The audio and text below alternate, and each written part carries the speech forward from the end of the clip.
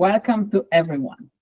We are going to explore the benefits of circular economy. So what is actually hiding behind this buzzword that is getting more and more popular? First, I would like to welcome you and to invite you really to think a little bit out of the box and to keep this mindset of systemic thinking all the time of our conversation, and of course, further on once you are back to where you're engaged with your businesses. So I will go through a kind of a storytelling today. We will touch different aspects. So we will start, of course, with the international environment. How is circular economy embedded in this environment?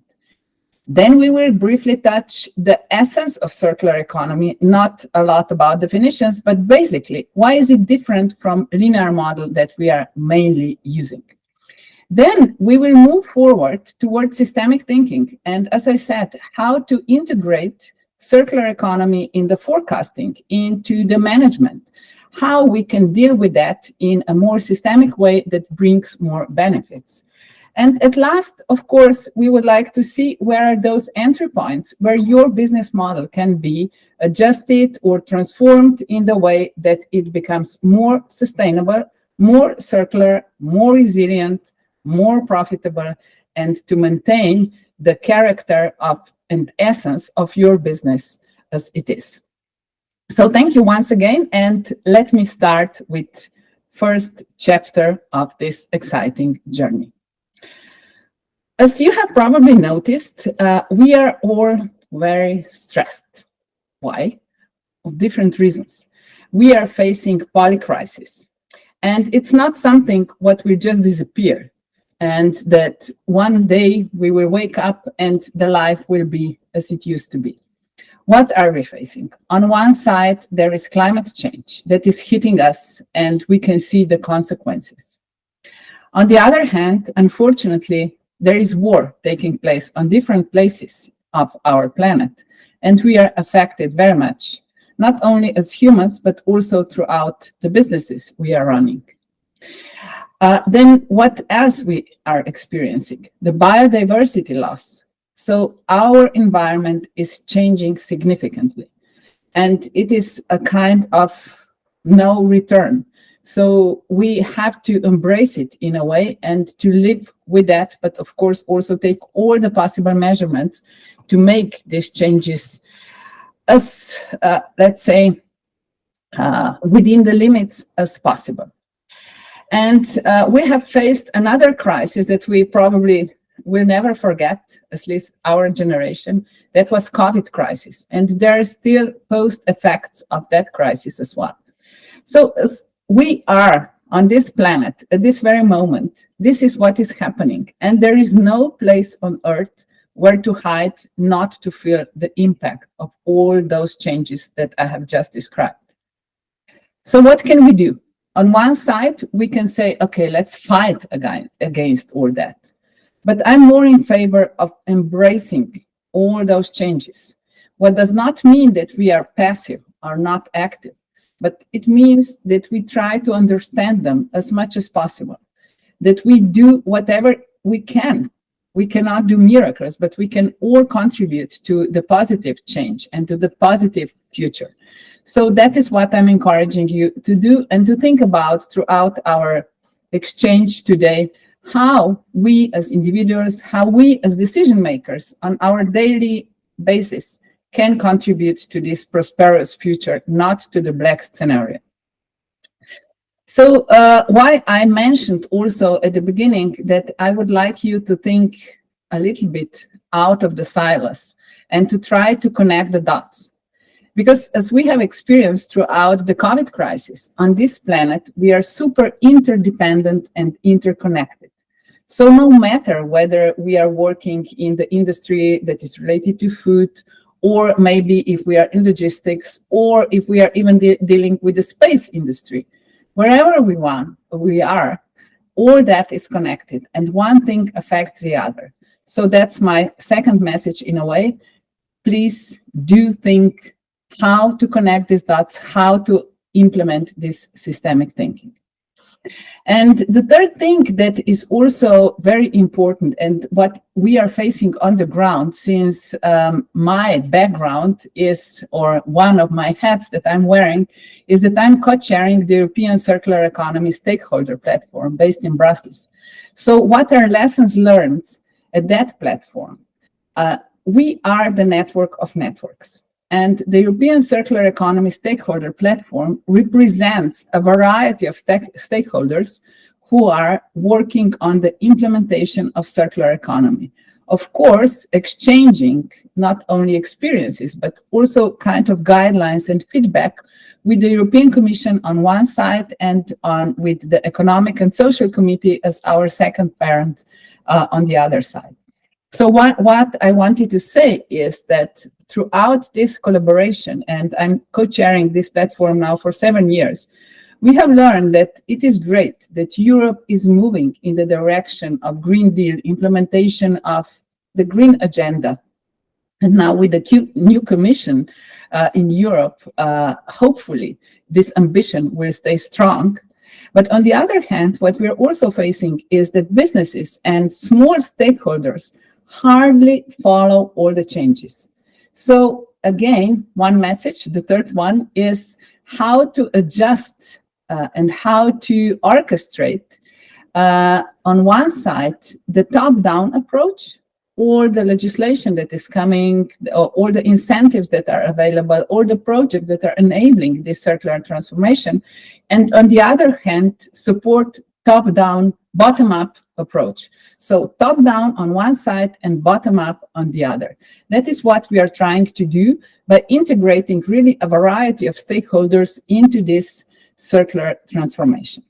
So in a nutshell, that is the opening of our discussion or of our journey, as I announced it today, really to touch all these different aspects and to see where and how we as individuals or we as representatives of the business or of other entities can contribute to this circular transformation.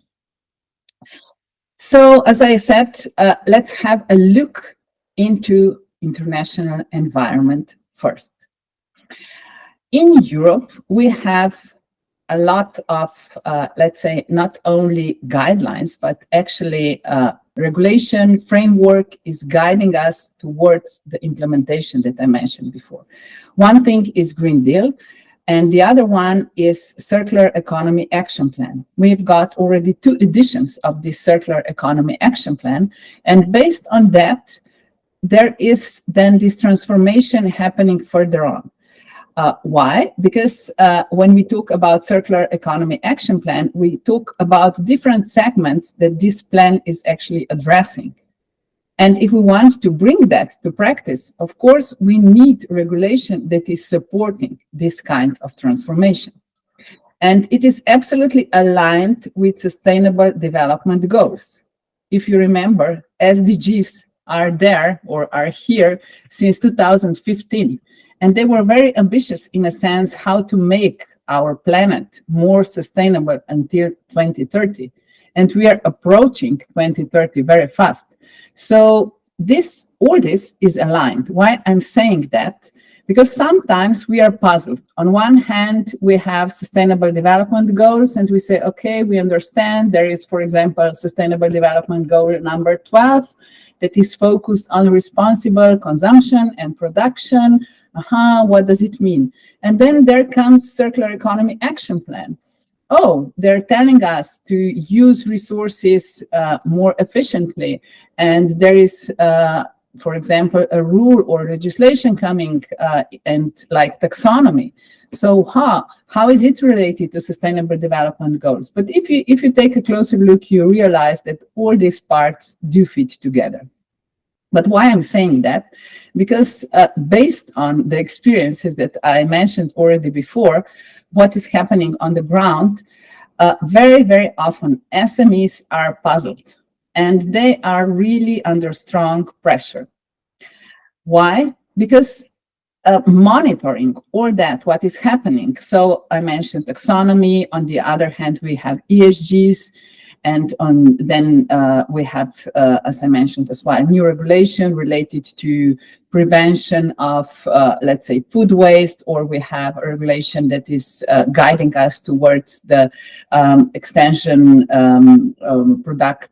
extension life cycle of the products and right to repair. So all these things are affecting daily businesses. And for small companies, it's sometimes really hard, but SMEs are those who are the core of European economy. And that's why they need more support, more guidelines, and more access also to the funding that is available on the market. So within this context, we can understand that Europe is absolutely the front runner of this green transformation. And we like to say that it is the lighthouse for other continents, how to transform economy in the direction of circularity and how to green the economy. But on the other hand, of course, we are part of the global market. And as I said, we are all interconnected, interdependent, and it's very important how we do collaborate with other markets. Recently, more and more focus is also on that, how global North and global South should collaborate. Saying that, I mean that the business models that we are using and implementing in global North, that is called more developed in a way, are maybe not the best solution, because based on our approach, on our definition of prosperity, of growth, of competition, we came to the point where we are facing all the problems that I mentioned at the beginning of this lecture. So what to do now? And how to integrate the knowledge and also the wisdom of those living in global South. And I can say that in European Union, there is more and more dialogue with global South, not only to somehow export the knowledge towards those countries, but much more to exchange and co-create new knowledge.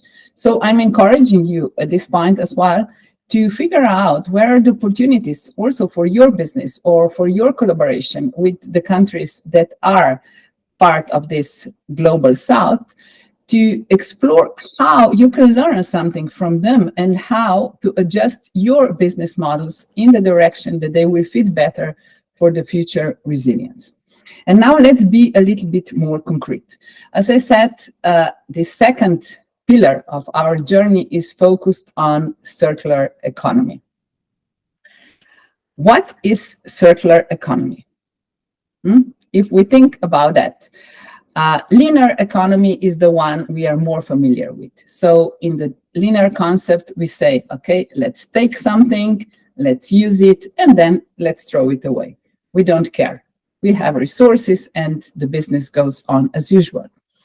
While in the context of circular economy, everything starts with design. We first think about that. How are we going to produce something? Or even better, do we need to produce a certain product? Or maybe we can just use a service instead of that. That is one of business models. But let's go back to the definition of circular economy. As I said, it's different in a way. How we understand resources. That is the main difference, because in linear model, we understand that resources are not scarce, so we can just use them and throw them away and nothing happens. While in reality, we have limited resources on this planet and our business models cannot go on forever. Therefore, when we talk about circular economy, first we think of design, as I said. Then we think how to produce this as efficient as possible, so to use the limited amount of resources. Once we have the product, we start thinking about that, how to maintain this product. So how to keep it in the cycle of consumption for as long as possible, meaning repairing, refurbishing, remanufacturing, and at the very end comes recycling. So too often we think about circular economy as something what is related strictly to recycling, but it's not the case. Recycling comes at the very end. It's much more about how to use resources efficiently, and how to produce amounts of products that are sufficient. I would like to stress this difference as well, the shift from efficiency to sufficiency, because this is quite a big shift. Once we start thinking of sufficiency, it is the question, what do we actually need? And here we come back to the circular thinking, because the question, what do we actually need, refers to that, do we need to produce something, or can we just use a certain service or a certain activity to fulfill our needs? And just to conclude with the butterfly that you are probably familiar with, that is representing the circular economy model. The butterfly was introduced by Ellen MacArthur Foundation, and it is showing us the production cycle that I just described. But on the other hand, we have also this biological cycle, where the principles of circular economy, of course, are implemented and embedded also in the thinking of that, how to use nature, not to abuse it. So when we talk about agriculture, when we talk about fishery, all this should be done according to the principles mentioned before, and hopefully even a step further to regenerate the nature, not just to keep it as it is, but ideally we would go in the direction of regenerative economy. So in a nutshell, just to keep us on the track, circular economy, the butterfly, not recycling as the first step, but design as the first one, right? And focus on that, on this maintenance. So we have also these 9 R's that are leading us as a ladder in a way, and we would like to be on the top of that. So by not even producing or using something, so to refuse the production or to refuse the consumption. And on the very bottom, it is that we use something to put it in incineration and transform it into the energy. So take a look at this ladder as well. And whenever you are thinking about new solutions, think about that, how to be as high as possible. So to refuse and not to start thinking, oh, just let's figure out how to recycle something. So this is, in a nutshell, the concept of circular economy.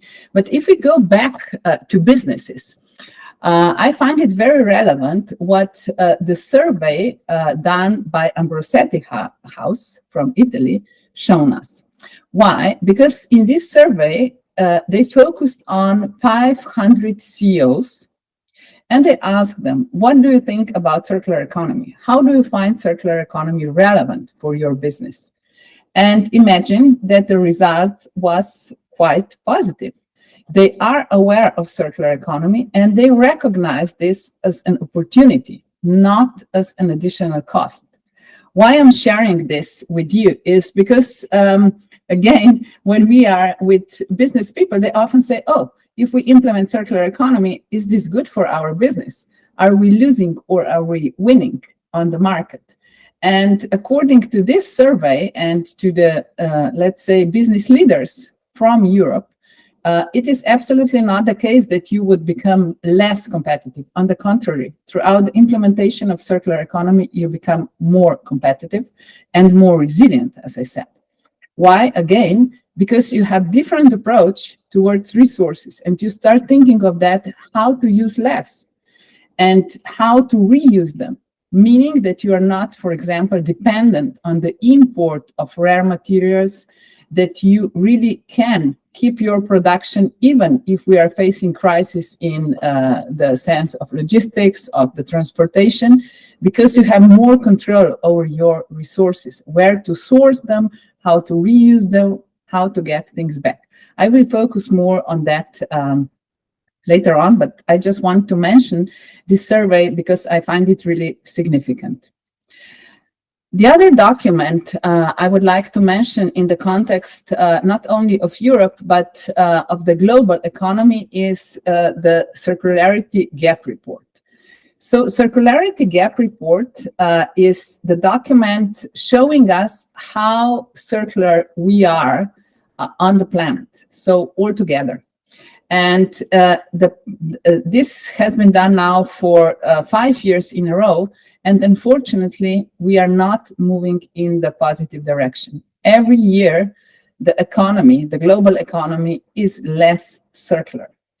And another news that is not very encouraging is that we are talking 3 times more about circular economy than we used 5 or 7 years ago. But on the other hand, implementation is not happening. And there is the drop when they introduced the circularity gap report for the very first time. It was that the planet, or our economy, global economy, it was 9.1% circular, while in 23, it was only 7.2 or 3% circular. So something is wrong. We did not fix our economy in the right direction. Why I'm sharing this with you, I'm highly recommending the document that you take a look and see what is happening and how the flows, the material flows are managed on our planet, because we are definitely not good managers. And another document worth reading is International Resource Panel report that is also not very positive in the context of how capable we are of managing resources efficiently. And from that very report, so IRP report, also this call for action in the direction of moving from efficiency to sufficiency is coming. So to move on with the next step on our journey, we will take a closer look to the systemic approach. As I said, circular transformation is a systemic and profound transformation, because it's not only something what we can consider as a makeup, that we just adjust a little bit our businesses, but it needs a profound change. And here, again, we have tools that we can use. And the other one that is on my top list, next to those that I already mentioned, is also the systemic compass. So this document, published by Systemic, is introducing different kinds of transformation, the system change that is needed if we want actually to move into the direction of circular transformation. Why I'm mentioning that? As I said, it's not an easy job, and we definitely need to reconsider how, first of all, we do our businesses and what are the values that are on the top of our list. Then the next stage is about leadership. So what kind of leadership is needed? Because if in the organization we don't have the leaders with the vision and ambition to move into the direction of circular economy, this transformation cannot happen. Then there are more complicated or challenging parts. I'm just listing some of them. So how to rethink what does it mean, development, prosperity, profit. So how to redefine these things. And then when we come to resources, again, what does it mean? How to be efficient, effective in this context.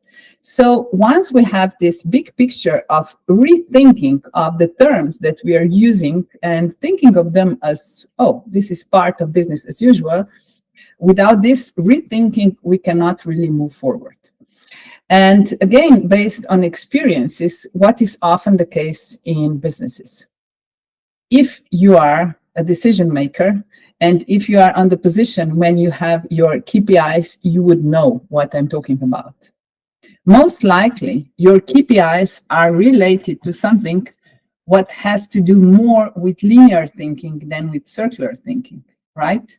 So if your KPIs are related to growth, if your KPIs are related to more income, if your KPIs are related to extension of your business, entering new markets, and this is the main direction in which you should go and prove that you achieved what has been agreed, then there is probably not enough space for circular thinking. But as I said, circular thinking or circular business models do not mean that business is over, that competition is over, then your position is over. On the contrary, by implementing them, maybe you lose something short term, but mid and long term, you make your business much more resilient. And that is why we are very often confronted with, let's say, top level managers and CEOs, and having this kind of discussions, how to adjust also the KPIs and how to integrate this circular economy into the planning process and into the core of the businesses. And we have examples of companies where sustainable development goals and where circular economy is actually in the core. More and more of this is happening also thanks to previously mentioned guidelines in Europe, as well as legislation. So if that is something what was not the case for your business so far, think about that, how you can adjust your business planning and your business implementation by implementing circular economy. I can take two companies that I recently worked with that do have this kind of approach, and it was at the beginning quite challenging. One of them is Heineken, and when they approached Slovenian market, originally I'm from Slovenia, there was quite a clash of cultures, because Heineken got SDGs in their core, while that was not the case in Slovenian companies. And 1 year was needed to adjust not only the mentality, but also the process of planning the future of the business, and to implement then the KPIs that are now really supporting SDGs and circular economy. And recently, I talked to my colleagues in Austria in OMV company, so oil company, essentially, how they're transforming their business as well, because sustainability, green energy, that is coming more and more in the core of their business. And therefore, circular economy and sustainability is not something what ends up in the annual reporting, but it is something what comes absolutely in the core of their daily business. And there are more and more cases that I can share with you. But let's move forward. So far, just to repeat here where we are at the moment, what are our takeaways so far, just to double check whether we are still together. So first, systemic thinking, okay, connecting the dots. Secondly, integration of circular economy principles in your business. And thirdly, monitoring what the EU framework is offering us and how our businesses can be supported also by the implementation of the regulation, of taking profit of the incentives and of different projects that are supporting this circular transformation. So now from more, let's say, theoretical framework, let's jump into businesses. I choose few examples of businesses that are circular. Why? Because I think that throughout the real cases, you can understand or resonate better with that, wow, where is my entry point for this circular economy business? What can I do within my business to make this progress? So using the model of Sitra, this is the Finnish fund that is on the market for more than 50 years and very much focused on circular economy, we can see that there are different business models that are actually circular. And there are different approaches and, as I said, different entry points. So it might be that you focus more on that, okay, how to shift from products to services. And this is your approach towards circularity. Or maybe you can think about new value chains, how to find new partners, and to focus on that, how to shorten your value chain and reorganize it in a context of new value system and make your business more circular by doing so. Or you might, of course, focus also on the extension of the life cycle of your products and figure out, how can we keep those products longer on the market? So there is a variety of opportunities, and I will just use few examples to illustrate what I was mentioning right now. One of the companies that I like very much, because we do work together and we used to work together, is the company called Aquafil. They're famous for their 100% recycled nylon that is called ECONYL. Why I like using this example is because the CEO of the company, Giulio Bonazzi, is very attached to the sea, to the marine life. And while he was thinking of how to contribute to the positive change of this planet, he was thinking of doing something differently with his own business. So producing nylon from oil was the, let's say, linear, usual formula. And then he came with his team to the idea, how about producing nylon in a way that we use existing nylon and just recycle it in a way that we produce new material. And the nylon that was most, let's say, suitable for this production was the nylon that is used for fishing nets. What is the interesting story behind why I like this case study very much, as I said, is that by doing so, they realized that the whole business has to change. It was not an easy move, because when you have oil as your primary source, you just buy oil on the market and you use it and production goes on.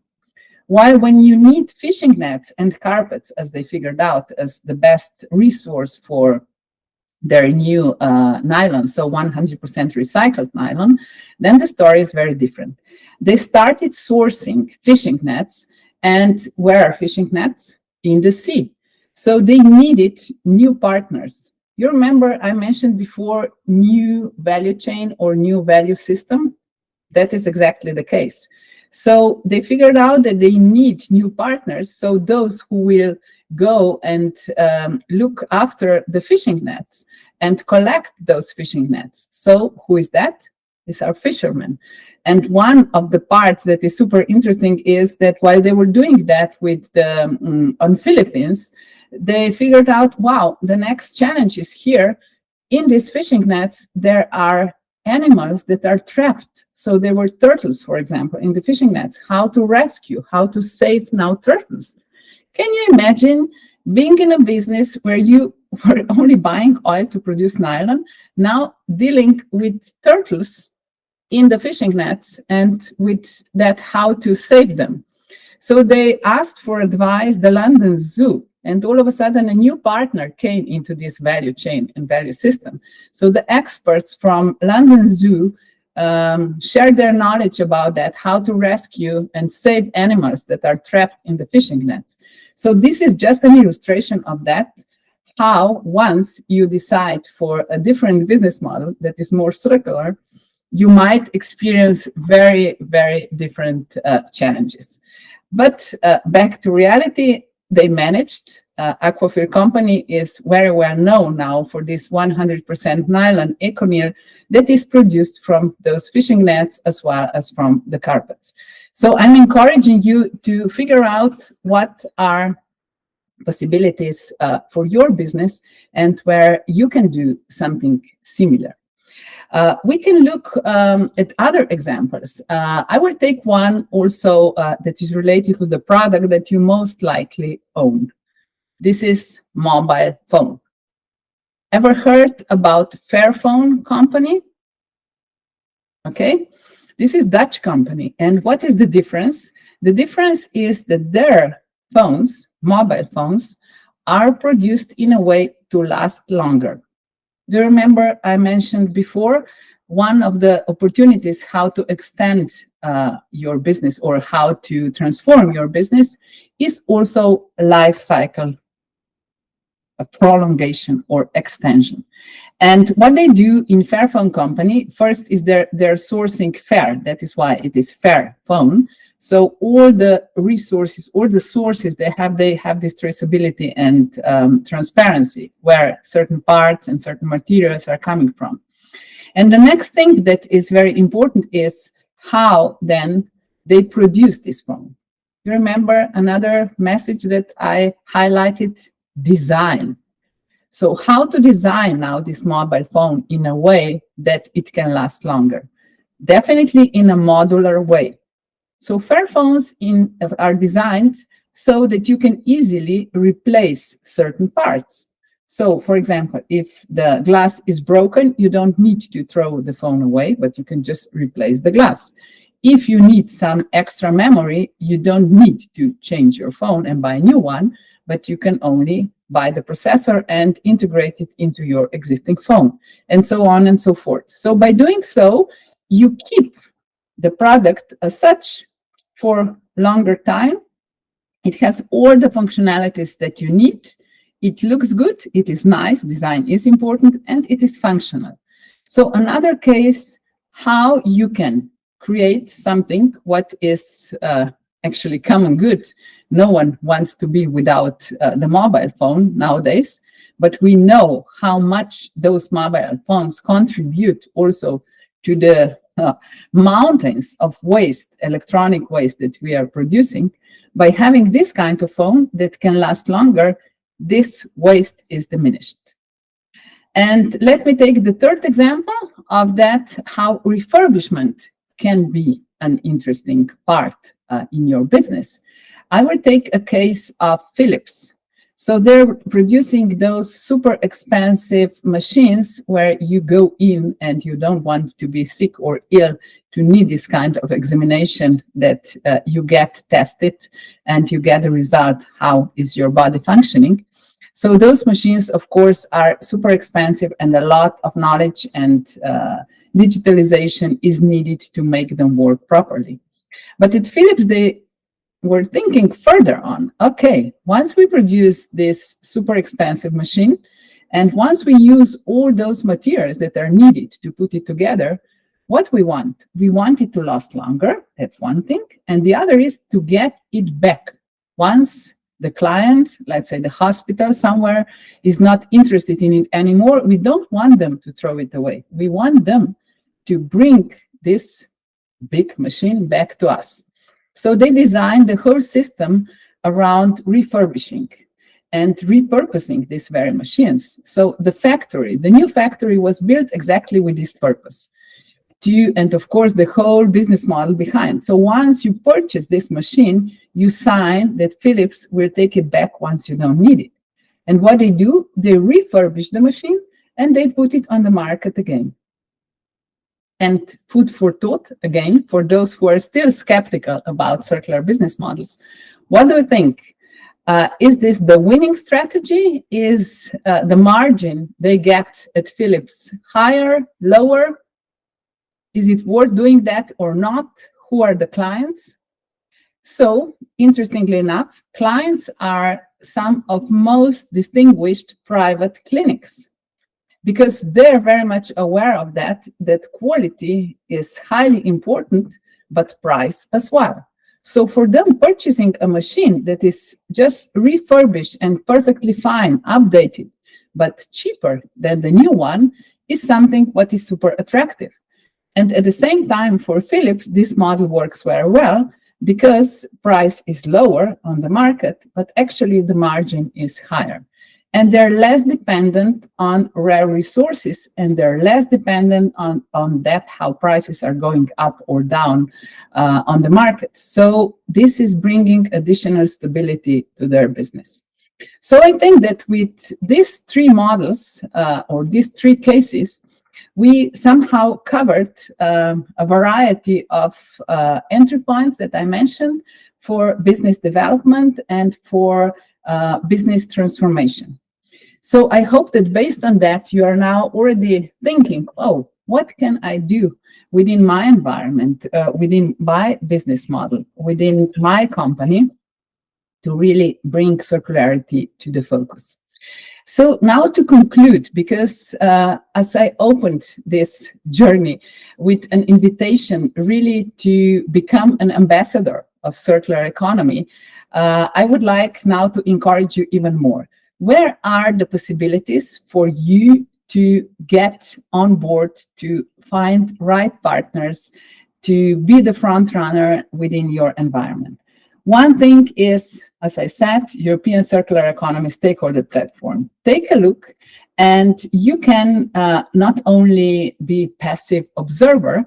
One thing is that you can publish your reports, your cases, or events that you have. And by doing so, you are already a part of the community that is really active around circular economy.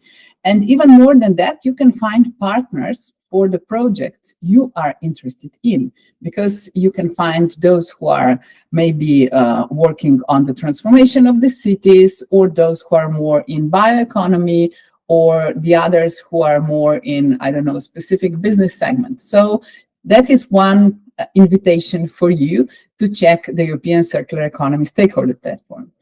The other interesting thing is where we as Circular Change are engaged quite a lot is that we are working on circular economy roadmaps, whether for the countries or for the cities or for local communities, no matter what is the scale. But why is this something what is attractive also for businesses as such and other stakeholders? Because by having this circular economy roadmap, you can find, again, the partners with which you can co-create the whole system for circular transformation. So if that is something what you're interested in, and if you want to figure out more, we are more than happy to assist here. And you can be also a very important partner in that, as we call it, transition broker. Why? What is this transition broker? This is, in a way, a new profession. So this is the orchestrator of those stakeholders who are then leading to this circular transformation. So that is also one interesting topic that we can explore together. So, and if you have a consortia, or if you have an, let's say, kind of setup of stakeholders where you see that you can work on that, be brave and go on. So I'm just encouraging you really to move forward. And there are more opportunities throughout a variety of conferences, gatherings, surveys, as one that I introduced to you.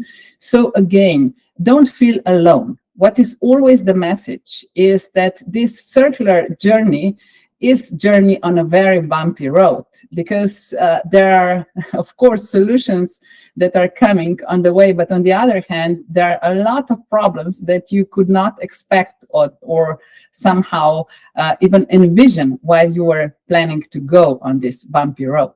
So we like to say that we are not alone, because we do have each other.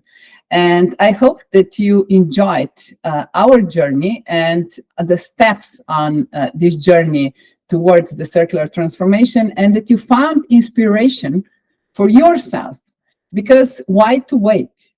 You are the one who can contribute to the change.